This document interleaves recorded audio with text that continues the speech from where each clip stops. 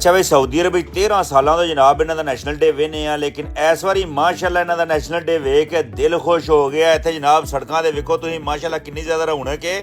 ਲੇਕਿਨ ਸਭ ਤੋਂ ਜਿਹੜਾ ਖੂਬਸੂਰਤ ਸ਼ੈ ਹੀ ਇਸ ਵਾਰੀ ਕਿ ਵੇਂਦੇ ਪਏ ਇਹ ਜਨਾਬ ਆਪਣਾ ਪਾਕਿਸਤਾਨੀ ਕੱਪੜੇ ਪਾਏ ਨੇ।